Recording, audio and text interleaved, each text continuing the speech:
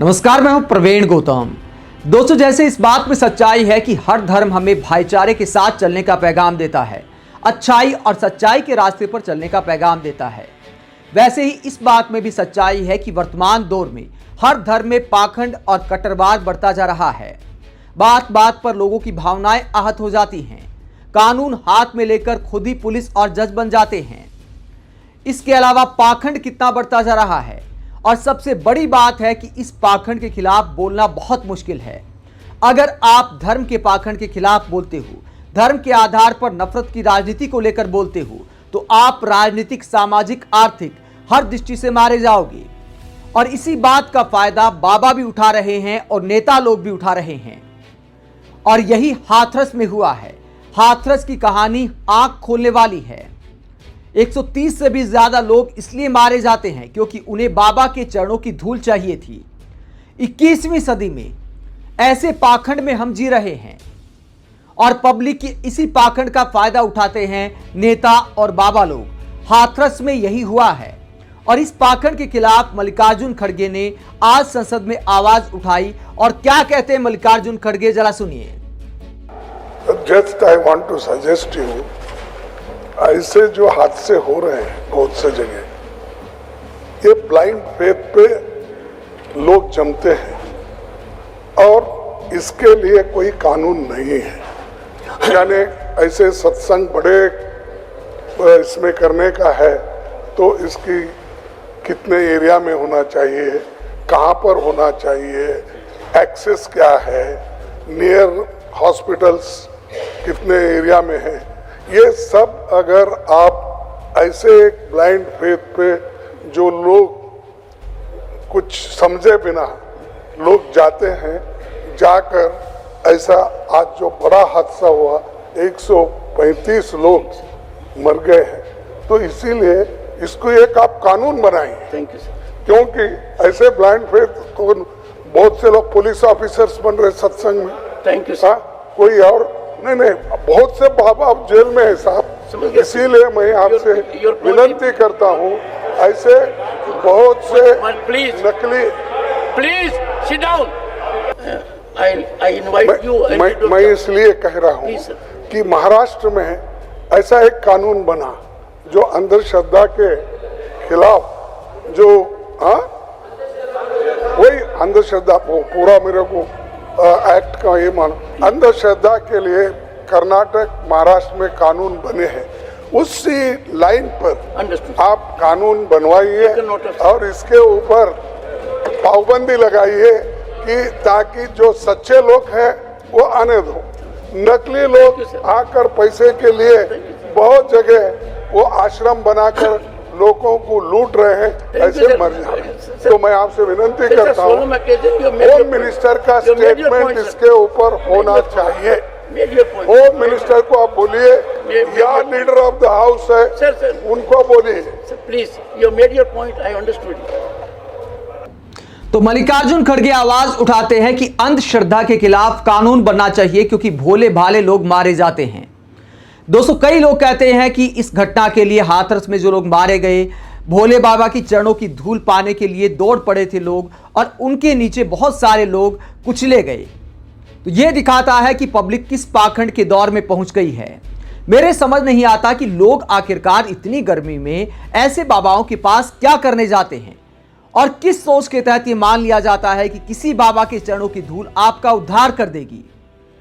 और आज जो मीडिया एंकर बड़ा गुस्सा निकाल रहे हैं पाखंड को लेकर, मैंने कवरेज देखी कि बाबा ने पाखंड फैला दिया, बाबा के मन से यह आह्वान किया गया।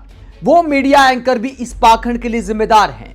आपने चमत्कार के नाम पर कितने बाबाओं के इंटरव्यू किए हैं, किस तरह की मीडिया कवरेज आपने कई बार देखी होगी। टीवी पर ऐसे बाबाओं को हीरो बनाया जाता है। टीवी डिबेट में, धर्म के नाम पर हिंदू मुसलमान वाली डिबेट में अनेक बाबाओं को बिठाया जाता है।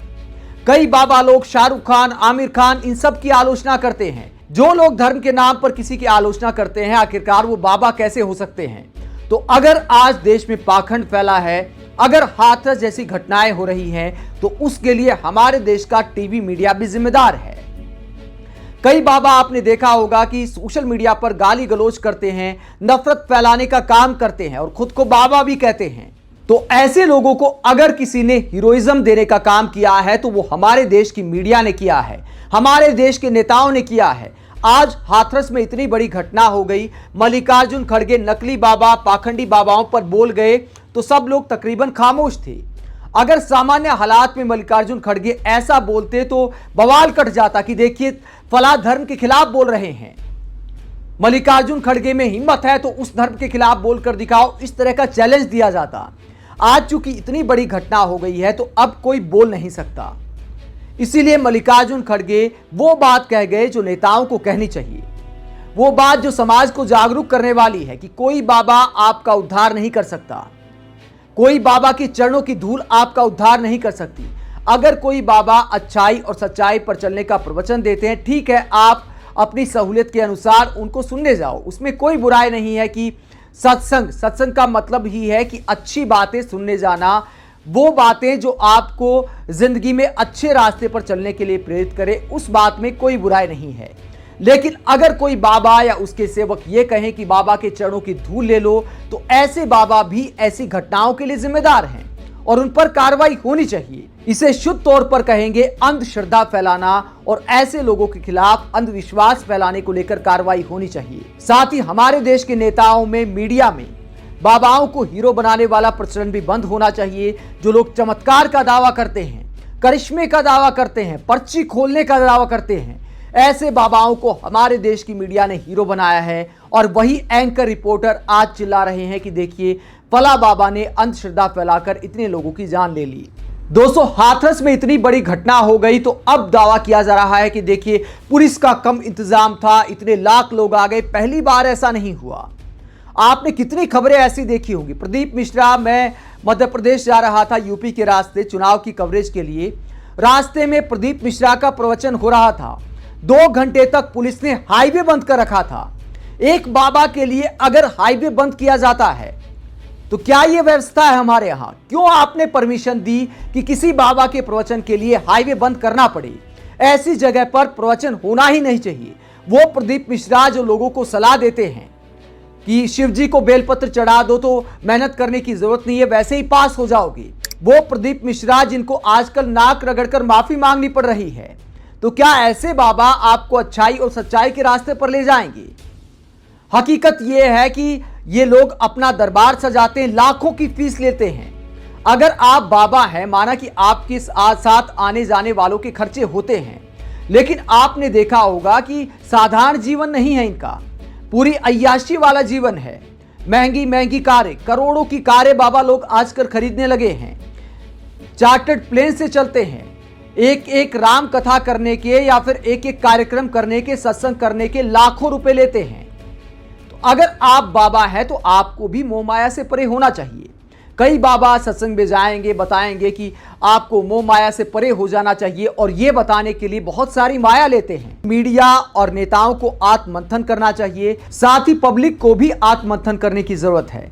कोई बाबा डॉक्टर नहीं है। आप अच्छे विचार सुनने जाते हैं, अच्छाई के रास्ते पर सत्संग सुनने जाते हैं, उसमें कोई बुराई नहीं है। लेकिन अगर आप इस सोच के साथ जाते हैं कि फला बाबा के दरबार में जाकर मेरी पर्ची आ गई तो मेरा मुकद्दर बदल जाएगा, मेरे बेटे की बीमारी ठीक हो जाएगी, ये सब ढोंग है, इसके अलावा कुछ नहीं है। अगर आप ये सोचकर जाते हैं कि किसी के चरणों की धूल हमारा मुकद्दर बदल देगी, परिवार एकदम से खुशहाल हो जाएगा, तो ये अंधश्रद्धा के अलावा कुछ नहीं है। हाथरस की ये घटना हर किसी को संदेश देती है कि पाखंड के दौर को छोड़िए, 21वीं सदी में विज्ञान के साथ चलिए, भगवान को मानिए, अध्यात्म के रास्ते पर चलिए, लेकिन अंधश्रद्धा के रास्ते पर नहीं। इसीलिए मल्लिकार्जुन खड़गे ने संसद में अंधश्रद्धा के खिलाफ कानून बनाने की मांग की है। लेकिन दोस्तों, होगा यही, इस घटना को 2-4 दिन बाद लोग भूल जाएंगे, होना जाना कुछ नहीं है।